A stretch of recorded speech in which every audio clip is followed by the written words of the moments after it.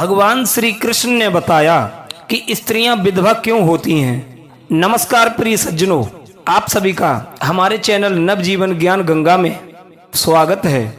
मित्रों, भगवान श्री कृष्ण ने बताया कि किस पाप के कारण स्त्रियां समय से पहले विधवा हो जाती हैं। एक बार भगवान श्री कृष्ण भांडीर वन में बैठे हुए थे, तब तक वहां देवर्षि नारद का आगमन हो जाता है। देवर्षि नारद ने भगवान श्री कृष्ण को देखा तो उन्हें प्रणाम किया। तब भगवान श्री कृष्ण ने उन्हें आशीर्वाद देते हुए कहा, हे देवर्षि, कहो कैसे आगमन हुआ। देवर्षि नारद कहने लगे, हे प्रभु, मेरे मन में एक प्रश्न चल रहा है, जिस प्रश्न का उत्तर खोजने के लिए मैं कैलाश पर्वत भोले बाबा के पास जा रहा था। लेकिन प्रभु, यदि आपके दर्शन हो गए हैं तो कृपया करके मेरे प्रश्न का उत्तर आप ही दे दीजिए। तब देवर्षि नारद की बात सुनकर भगवान श्री कृष्ण कहने लगे, हे देवर्षि नारद, कहो तुम्हारा क्या प्रश्न है।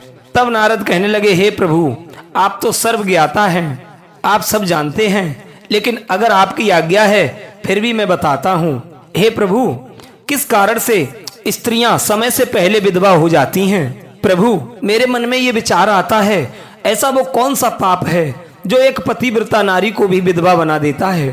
प्रभु, क्या स्त्री के विधवा होने के संकेत पहले से मिलते हैं? और मैंने सुना है कि स्त्री का वो कौन सा अंग है जिससे पता चलता है कि वो विधवा होगी या नहीं। नारद की बात सुनने के बाद भगवान श्री कृष्ण कहते हैं, हे देवर्षि, तुमने बड़ा उचित प्रश्न किया है। ये सत्य है कि कुछ स्त्रियों के भाग्य में जल्दी विधवा होना लिखा होता है, चाहे वो पतिव्रता ही क्यों ना हो। लेकिन एक पाप के कारण स्त्री विधवा बन जाती है और स्त्री के शरीर का एक अंग उसे विधवा होने का संकेत भी देता है। भगवान श्री कृष्ण कहते हैं, हे देवर्षि, तुम्हें इस परम गोपनीय सत्य को बताने से पहले मैं तुम्हें एक कथा सुनाता हूँ। इस कथा में तुम्हें तुम्हारे सभी प्रश्नों के उत्तर मिल जाएंगे, इसीलिए तुम इस कथा के एक एक शब्द को बड़े ध्यान से सुनना। मित्रों, भगवान श्री कृष्ण ने देवर्षि नारद को एक कथा सुनाई। इस कथा के माध्यम से भगवान श्री कृष्ण ने समस्त मानव जाति के कल्याण के लिए कई महत्वपूर्ण उपदेश भी दिए हैं। प्रिय सज्जनों, आप सभी लोग इस कथा की समाप्ति तक अवश्य सुने। यदि कहानी को आधा अधूरा सुनते हो तो संपूर्ण रहस्य की जानकारी नहीं हो पाती है। मित्रों, एक समय की बात है, किसी देश में एक बहुत धनवान सेठ रहा करता था। उसके एक पुत्र और दो पुत्रियां थीं। उसकी दोनों पुत्रियों का विवाह बहुत ही धनवान घराने में हुआ था, लेकिन सेठ की एक पुत्री को दुर्भाग्य का सामना करना पड़ा।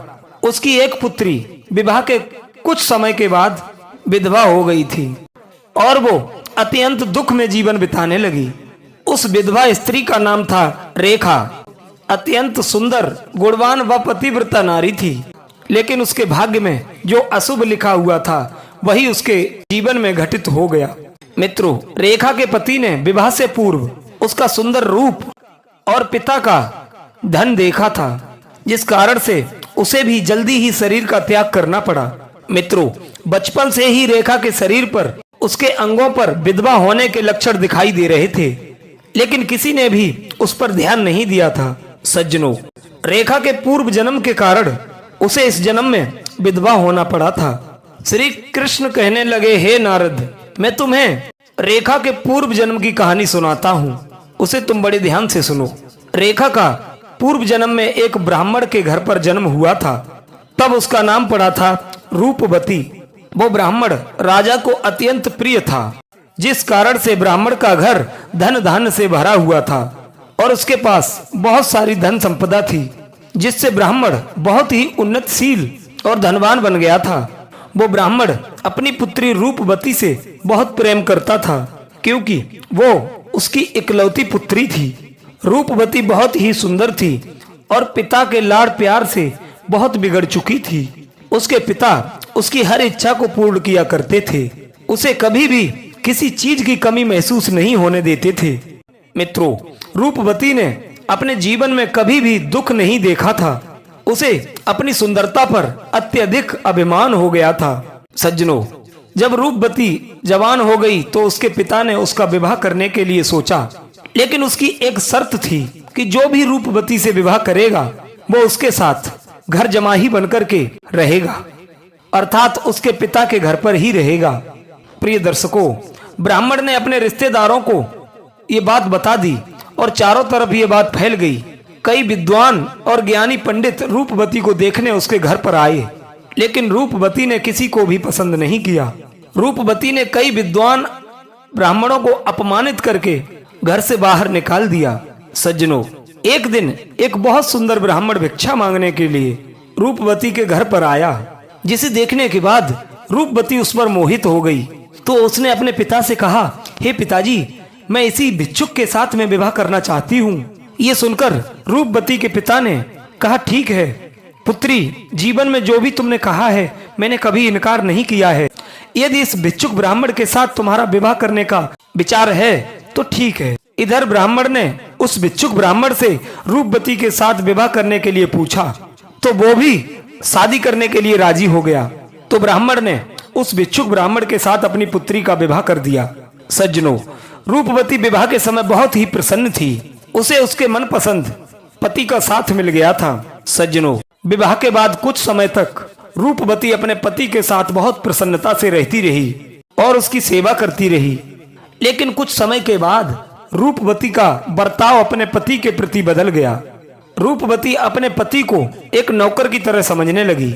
उसकी आज्ञा का पालन करने की जगह पर उल्टा उसे ही आज्ञा देने लगी और अपने पति को उसके नाम से पुकारने लगी। संध्या होते ही अपने पति से कहती है कि आओ मेरे पैरों को दबाओ। सज्जनों, सुबह होते ही वो अपने पति को बिना बताए घर से बाहर निकल जाती। यदि पति कुछ कहता था तो उल्टा अपशब्द भरे बाणों से उसे घायल कर देती थी। सज्जनों, किसी भी धार्मिक कार्य में वो अपने पति के साथ में नहीं बैठती थी और पति से पहले ही भोजन भी कर लिया करती थी। सज्जनों, सुबह होते ही घर से निकल जाती थी, सारे दिन घर से गायब रहती थी। संध्या होने पर जब वापस आती थी, पति पूछता था कहाँ गई थी, तो उल्टे सीधे जवाब देने लगती थी कि तुम मेरे पिता के घर पर टुकड़ों पर पलते हो, तुम्हें मैंने इतना अधिकार नहीं दिया है कि तुम मेरी जिंदगी में हस्तक्षेप करो। सज्जनों, रूपवती के ये व्यवहार को देखते ही पति मन ही मन में बहुत ही दुखी रहने लगा।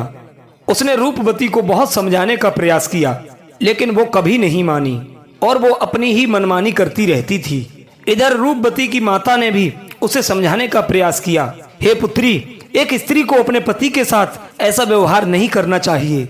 सज्जनों, रूपवती अपनी माँ की बात कभी भी नहीं मानती थी। वो जानबूझकर सबके सामने अपने पति को अपमानित करने का एक भी मौका नहीं छोड़ती थी। दिन रात पति की बुराई करना, उसे अपशब्द बोलना एवं उसे नाम लेकर बुलाना, ऐसे निंदित कार्य वो रोज करती थी। इधर रूपवती का पति भी उससे बहुत परेशान हो गया था। एक दिन उसने मन में विचार किया और रूपवती को छोड़कर जाने का निश्चय किया। सज्जनों, रूपवती का पति बिना किसी को बताए एक दिन वो ब्राह्मण का घर छोड़कर चला गया और अपने ससुर रूपवती के पिता को भी कोई बात नहीं बताई। रूपवती का त्याग करने के बाद वन में जाकर भगवान की तपस्या करने लगा। सज्जनों, कहते हैं कि बुद्धिमान मनुष्य को दुष्ट और स्वेच्छाचारी पत्नी का त्याग कर देना चाहिए। यदि ऐसा नहीं करता है तो वो भी उसके पाप का भागीदार बन जाता है। सज्जनों, रूपवती का पति वन में जाकर के तपस्या करने लगा। इधर रूपवती ने अपने पति को तनिक भी खोजने की कोशिश नहीं की और बहुत ही प्रसन्नता से अपने घर में रहने लगी। इधर रूपवती की माता ने उसे समझाया कि वो अपने पति से हाथ जोड़कर माफी मांगकर विनती करने के बाद उसे घर पर वापस ले आए।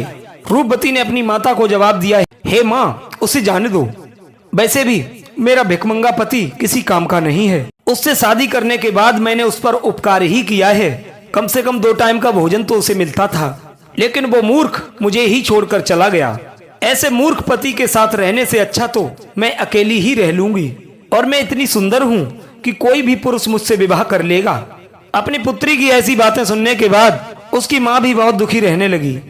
उधर रूपवती का पति ध्यान मग्न होकर तपस्या करने लगा और सांसारिक बंधनों से मुक्त होकर ईश्वर की भक्ति में लगा रहा। मित्रों, श्री कृष्ण कहते हैं, हे देवर्षि नारद, एक दिन रूपवती के पिता को चोरी करते हुए राजा के महल में राजा के मंत्री ने पकड़ लिया और उसे राजा के सामने पेश किया गया तो राजा उस पर बहुत क्रोधित हुए। उस ब्राह्मण का सारा धन संपत्ति छीनकर राजा ने उसे कारागार में डाल दिया। उसका सब कुछ छिन जाने के कारण रूपवती बहुत ही गरीब हो गई रूपवती और उसकी माँ अब दूसरों के घर पर काम करने के लिए जाने लगी। इधर रूपवती के पिता वो ब्राह्मण कारागार में थे। घर का सारा काम रूपवती और उसकी माँ को करना पड़ता था। धीरे धीरे रूपवती को अकेलापन सताने लगा। घर में कोई पुरुष मौजूद नहीं था, इसीलिए उनकी मदद के लिए भी कोई पुरुष नहीं आता था। सज्जनों, भगवान श्री कृष्ण कहते हैं, हे देवर्षि, इधर रूपवती को अपने पति की याद आने लगती है, लेकिन उसका पति तो वन में सन्यासी बनकर के बैठा था। इधर रूपवती अपने पति को ढूंढने के लिए वन में चली गई। वन वन भटक रही है, लेकिन उसे उसका पति कहीं भी नहीं मिला। वो वन में ढूंढने लगी, लेकिन उसे उसका पति नहीं मिला। फिर वो एक जगह पर विश्राम करने के लिए बैठ गई। जैसे ही वो विश्राम करने के लिए बैठी, वैसे ही अचानक वहां पर एक शेर आ गया और उस शेर ने रूपवती पर हमला कर दिया और उसी क्षण रूपवती के प्राण चले गए। मृत्यु होने के बाद 2 यमदूत उसे घसीटते हुए यमलोक ले गए। यमलोक में जब रूपवती यमराज के सामने पहुंची तो यमराज ने उसके पाप और पुण्य का मूल्यांकन किया।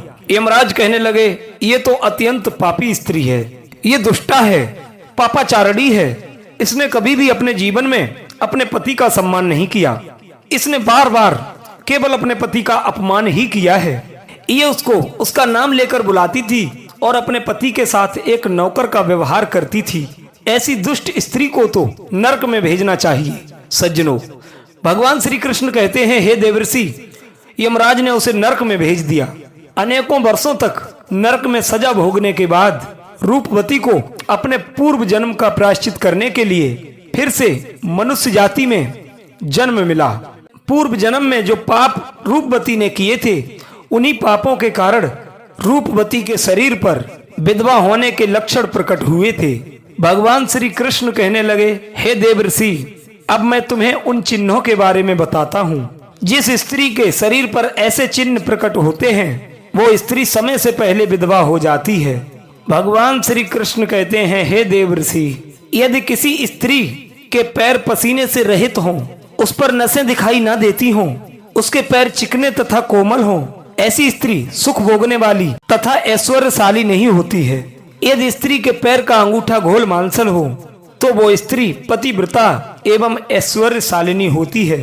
यदि स्त्री के पैर के अंगूठे पर नसें दिखाई देती हों, तो वो दुर्भाग्यशाली और व्यभिचारिणी होती है। बहुत छोटे अंगूठे वाली स्त्री कलेश करने वाली और दुख भोगने वाली होती है। अंगूठा यदि छुपता हो, तो वो स्त्री गर्भ धारण क्षमता में दुर्बल होती है। यदि किसी स्त्री के पैर की तर्जनी उंगली अंगूठी से भी बड़ी हो, तो वो स्वच्छंद कामचार अर्थात अनेक पुरुषों से संबंध बनाने वाली होती है। यदि किसी स्त्री के पैर की उंगलियां परस्पर मिली हुई हों, एक दूसरे के नजदीक हों, उंगलियां गोल एवं सीधी हों और नाखून पतले एवं छोटे हों, तो वो स्त्री ऐश्वर्यशालिनी होती है और ससुराल में सुख भोगती है। भगवान श्री कृष्ण कहने लगे, हे देवर्षि, अब मैं विधवा स्त्री के लक्षण बताता हूँ। यदि किसी स्त्री का पैर का अंगूठा बहुत बड़ा हो और आगे से गोल हो, उसके नाखून टेढ़े मेढ़े हों, अंगूठे पर नसें दिखाई देती हों, तो उस स्त्री के विधवा होने के योग्य बनते हैं। यदि किसी स्त्री की एड़ी आम स्त्रियों से बड़ी हो, तो वो मृत्यु पर्यंत दुख भोगने वाली होती है। और जिस स्त्री के पैर मांस रहित हो, तो ससुराल के भाग्य को नष्ट कर देती है। यदि किसी स्त्री के पैर की अनामिका उंगली बाकी उंगलियों की तुलना में बहुत छोटी हो, तो वह कलह करने वाली और घर के वातावरण को असहनीय बना देने वाली होती है।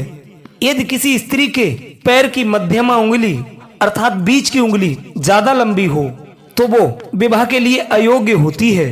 जो स्त्री चलते समय पैर पटकते हुए चलती हो और धम धम आवाज करती हो, तो वो अपने पति का विनाश करने वाली होती है। भगवान श्री कृष्ण कहते हैं, हे देवर्षि, इन्हीं लक्षणों के कारण रेखा समय से पहले विधवा हुई थी। पिछले जन्मों के कर्म के कारण ही स्त्री के विधवा बनने के योग्य बनते हैं। जो स्त्री अपने पति का अपमान करती है, उसका नाम लेकर बुलाती है एवं उसके भोजन करने से पहले ही भोजन कर लेती है, तो वो स्त्री निश्चित ही समय से पहले विधवा हो जाती है।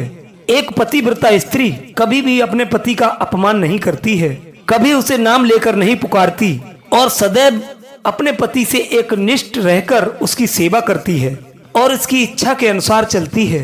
ऐसी स्त्रियों की कभी दुर्गति नहीं होती और वो मृत्यु के बाद स्वर्ग को प्राप्त करती है। तो मित्रों, इस प्रकार से भगवान श्री कृष्ण ने देवर्षि नारद को स्त्रियों के विधवा होने के कारण बताए। मित्रों, उम्मीद करते हैं आप लोगों को ये जानकारी पसंद आई होगी। वीडियो को लाइक जरूर करें, चैनल को सब्सक्राइब करें और अपने मित्रों को शेयर अवश्य करें और कमेंट में जय श्री कृष्ण अवश्य लिखें। मित्रों, जानकारी पसंद आई हो तो अपनी कीमती राय कमेंट बॉक्स में अवश्य दें। आप सभी का बहुत बहुत धन्यवाद।